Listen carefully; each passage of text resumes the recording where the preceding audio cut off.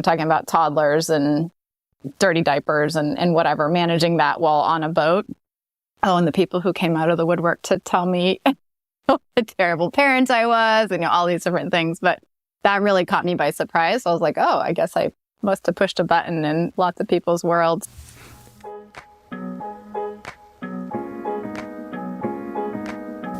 That's Caroline Van Hemert, and this is See Her Outside. Welcome to a special episode of See Her Outside, where we're sharing an interview with an adventure author. The Cairn Project's Gritlit Book Club gets you a box of hand-picked books and woman-created goodies every quarter. We believe that sharing women's stories is crucial to closing the gender gap, and proceeds from Gritlit supports wilderness scholarships for women and girls. So if you want to get adventure in a box every quarter and submit your questions for the author for a future interview just like this one, go to cairnproject.org/grit-lit or tap the link in the show note.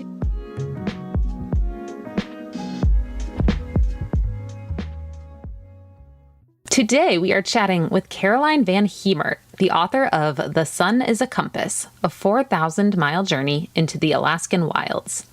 Gritlit readers absolutely loved this book. It describes the journey that Caroline took with her husband to get from the Pacific Northwest rainforest to the Arctic coast using only human power. And this conversation had me fired up in the best ways. Caroline and I talked about imposter syndrome in both adventure and writing, what it's like to receive public feedback when you're taking your kids along with you on adventures, and even how to maintain a healthy relationship when you're stuck on a sailboat for days on end with your partner. Let's get into it. Hi, I've had a chance to meet some of you, I think, virtually at least. And I'm Caroline Van Hemert. I'm a biologist, work in Alaska and have lived in Alaska most of my life. An adventurer and also a writer, author of The Sun is a Compass, as Angie mentioned. And yeah, as far as why write, I guess that's a million-dollar question for those of us who are drawn to a sometimes difficult and a little bit of a insular process at times. But I have a background in creative writing, and I hadn't really had a chance to explore that. So before I went back for graduate work in biology, I did a master's in creative writing, and it was one of those sort of passion projects. I've always been a really avid reader and love books and love literature. And in taking this very long journey, it was kind of an opportunity for me to figure out how to bring some of my different joys and passions together. So outdoor adventure and natural history and biology. I'm mostly an ornithologist by training, so got to see a lot of birds along the way. And then my love for books and writing and literature. And I think that sense of connection, I maybe wouldn't have been able to identify that in advance as a purpose for writing, but it's certainly why I read, to feel heard and seen, and in turn feel that sense of connection. And I think as a writer, that's probably been my biggest gift too, is getting to connect with people, often across big distances and virtual spaces, but hopefully sharing stories and the value of that. Do you find that your mindset around writing your book was similar to your mindset on embarking on a big adventure? Yeah, I guess in some ways Gritlit is the perfect sort of title for what I think it takes probably in both cases, just that abiding sense of persistence. As much as anything, I think that's what makes so much possible. And I think whether it's traveling 4,000 miles by human power or many of the amazing things that folks in the Gritlit group have experienced themselves, or writing a book, I would say the book in the end was harder than the journey. It's often a question that I've asked, is like, was the book harder or plugging out those miles? And I would say, at least mentally, the book was harder in a don't give up kind of sense, because probably for those who've dabbled in writing or other artistic expressions, there are more no's than yeses, almost without fail. And being able to take those no's and do something productive with them, rather than just say, well, I guess this project wasn't for me, or I wasn't meant to be a writer. So I think, that's been something that I have to often self-coach, or have friends who have enough experience in this world to say, well, just because it didn't go the first time doesn't mean it won't eventually. There's some sort of beauty in expedition style adventure where really at the end of the day, you just have to stay alive, right? It's so simple. One foot in front of the other, just stay alive. But a book, it's not just about staying alive. It's about coming up with ideas and putting them in an order that makes sense and making sure other people like it and that other people will share it. So it is actually more complex than adventure in some ways. And that makes sense to me that it would be harder. Did you experience imposter syndrome in either of those, writing a book or 4,000 miles through Alaska? Yeah, I think it's just an abiding theme for many of us in lots of different worlds. I certainly feel it at times in the adventure world. I remember I went to the Banff Mountain Film and Literature Festival and was presenting there, and I was like stacked up with all these pretty hardcore like Nat Geo sponsored athletes, and Mark Twight was there talking about, extreme climbing things, and I was like, well, I had a little one at the time, and actually 2 little ones that I left at home. And yeah, it's one of those things where you're like, I don't know if I have any business being here. But I think that's the case also in science and in writing. And there's maybe a bit of safety in always feeling like you're just one foot in the door, because I'm like, oh, if I'm a writer, I'm actually really a scientist in my day job. Or if I'm a scientist, then I know I have this whole other part of my life. But I think when it comes down to it, that is a very common feeling, and the more that we can name it and call it out, probably the better for all of us. And I've certainly found a lot of solidarity with other female writers and other moms and other people, trying things that maybe are a little bit out of the normal box of what it looks like to hold many identities at once, which of course we all do, but they're not always all public. Yeah, you usually see the summit selfie or the cool, I just finished this 4,000-mile long trek selfie in news, and you don't get to see all the blood and the sweat and the tears that we all share for sure. What's it like being a mother who also prioritizes adventure? Tell us about your sailing adventure, and are you doing that with your kids? I'm actually on a short hiatus right now back in Alaska, seeing family, picking up ski gear and that sort of thing. But we started this trip in September in the Mediterranean, actually, and in Greece, and brought the boat up and out the Mediterranean, kind of dabbled with the rudder-bashing orcas along the Iberian Peninsula there, up the coast of Spain and Portugal, crossed the Bay of Biscay, and went over to the UK, and now the boat's in Scotland. And the plan is to take off here in a couple of weeks and head up to Norway, hopefully catch some spring skiing, backcountry skiing, and then spend the rest of the long season in the Arctic. So Iceland, Greenland, and places yet to be determined. But so we have an aluminum hulled kind of a high latitude sailboat. And part of the motivation for this trip is having kids and trying to figure out how do you integrate the elements of adventure and home. And now I'm also a teacher and trying to kind of write on the side. So bringing all those different things together.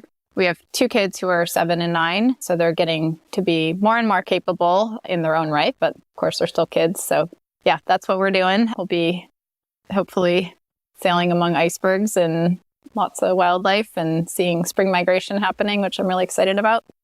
That will be coming up next. Can you see how your kids are changing already through time outdoors? Oh, yeah. And I think they've spent so much of their childhood, half indoors, half outdoors. We've lived remotely a couple of years of their childhood so far. So we have a place that's off-grid and kind of off the road system from Haines. So we're boat access there. A log place that we built by hand about 15 years ago now.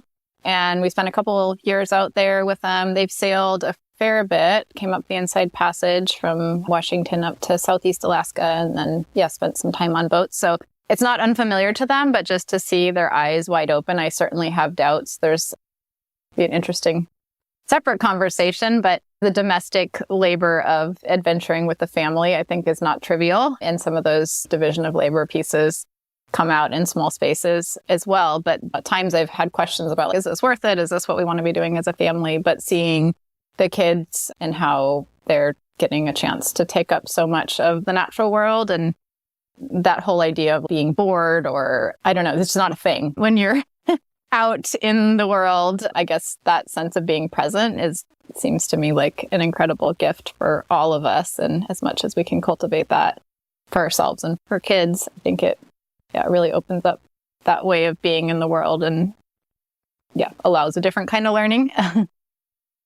Absolutely. How do you then get alone time when you're out sailing with your husband and kids? You need to take care of your mental health and have your own passions too. How do you balance that out there?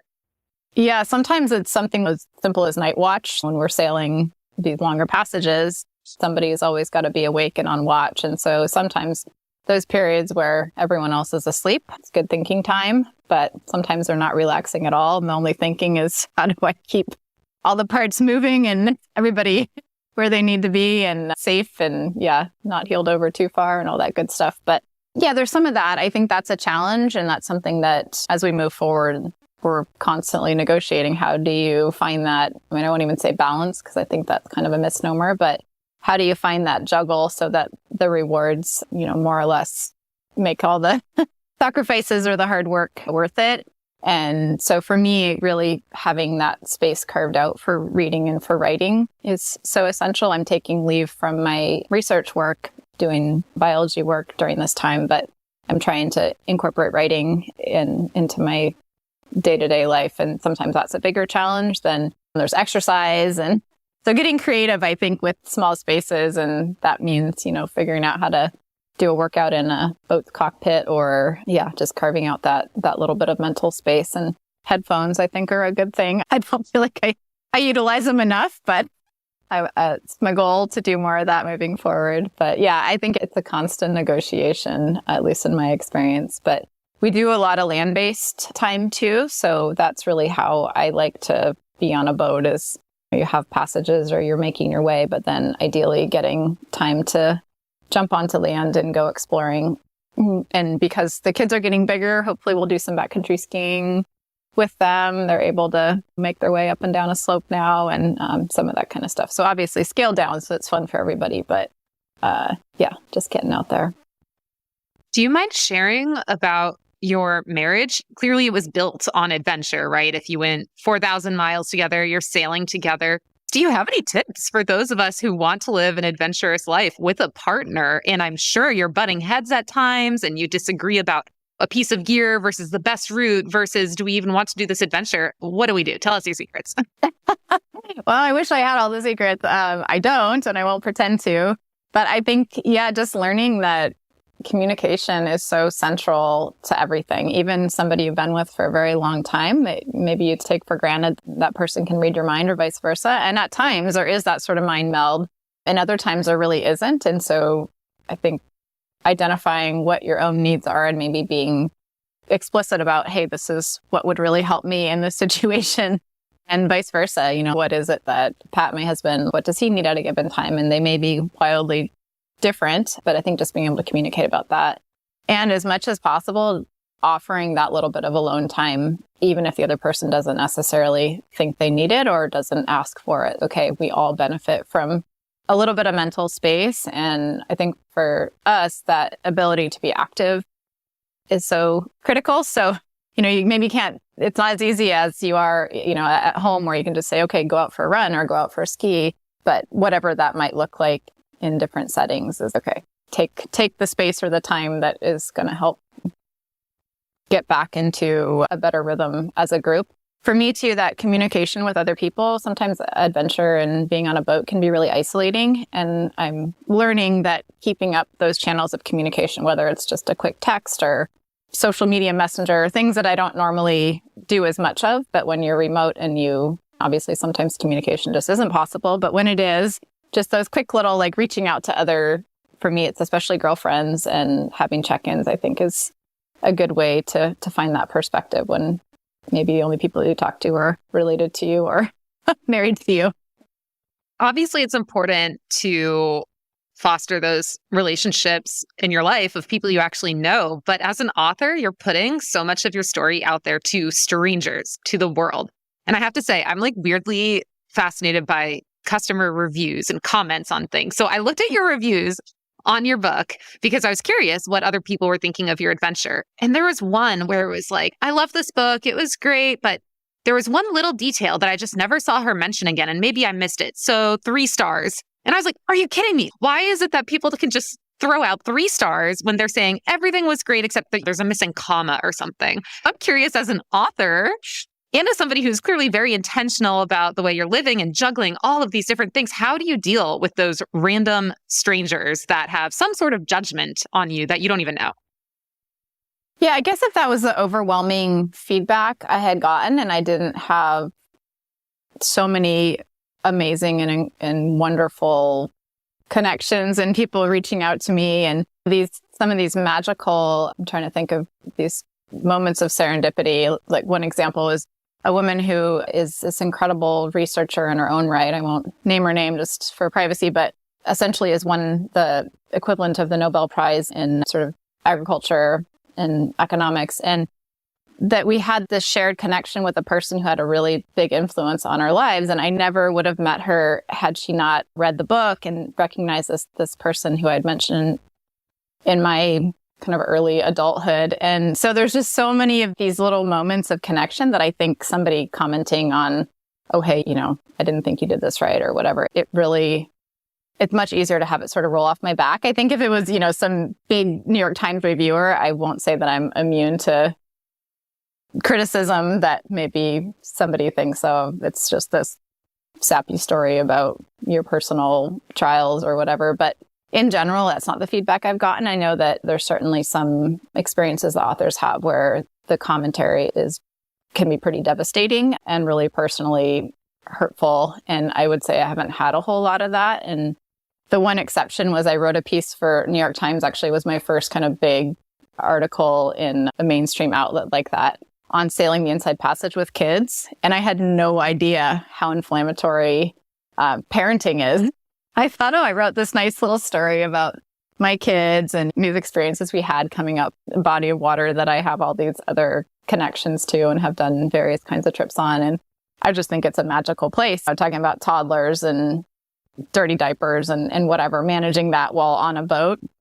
Oh, and the people who came out of the woodwork to tell me what a terrible parent I was and all these different things. But that really caught me by surprise. I was like, oh, I guess I must have pushed a button in lots of people's worlds. So that was probably the one experience I've had where I've had some pretty vicious feedback. And it was more eye-opening, I think, than it was personally insulting because the things that they were pointing to didn't feel relevant to my life. I don't think that taking a kid on a boat is an insanely more hazardous thing than driving a kid down a freeway. They're just different perceptions of risk, but it did make me think about that and how we envision ourselves and our choices and our risk-taking and all of those things. But it was more of an intellectual exercise than a personally offensive one. And I think those are two very different things. So I guess I've been fortunate that most of my feedback has been positive. If you add the words with kids to the end of anything, then yeah, you're going to have to expect just the thousands of people with opinions. Yeah, or even being visibly just pregnant. Yourself, yeah. But you've seen firsthand the effect that all these adventures have had on your kids. It's great to see more people getting out there and sharing their stories of doing just that. Yeah, certainly. And I think, it's all about being complicit to a point, although kids are pretty flexible and where they think of as home, I think is always moldable. But I would say that we're fortunate in that so far they've been totally game and they see themselves as essential pieces of the adventure. They don't think of themselves as tag-alongs. They're like, oh yeah, what are we doing? They think they're as important in the process as we are. So that's great. Get them ready for night watch. Yeah, exactly. Great. Well, are you open to play a quick game of 5 rapid fire questions? Sure. What is one tip that you have for somebody who wants to write a book someday? I would just say persistence and maybe a strong pour of coffee or whiskey or whatever your beverage of choice is. Yeah, be ready. Same for sailing, right? Persistence and a good drink. Yeah, exactly. You start to feel stuck in the creative process. What is something that helps you get out of a funk? I think going outside is usually really helpful just to move. And also talking to other writers or other creatives and benefiting from that sense of inspiration and community. What is one word that describes how you feel when you are outside? Present. What's a dream adventure that you haven't done yet, but you hope to someday? Sailing to Greenland is definitely high on the list right now, and hopefully will be happening in our semi-near future. And I'm excited to bring Bill back to Alaska and check out a lot of the coastal areas I haven't yet had a chance to see. And what is one thing that you want youth girls to know about outdoor adventure? That it's wide open and not to be intimidated by the big, tough men that sort of paint our traditional picture of adventure. That, there's a whole lot out there for everybody. And I encourage you to give it a try. We will be following along with your adventures, many more to come, and one of your dream ones to come very soon. Yeah, thanks so much. It was really nice to talk, and I'm sure there'll be other things that we can follow up on at some point. If you want to keep the spirit of adventure strong even when you're indoors, you'll love our Gritlit Book Club. Order one box or get one every quarter, or send one to a friend as a gift. Gritlit is one of the most fun ways to support gender equity outdoors. Plus, you can submit questions for the author to be answered in a future See Her Outside episode like this one. So go to www.cairnproject.org/grit-lit or tap the link in the show notes now.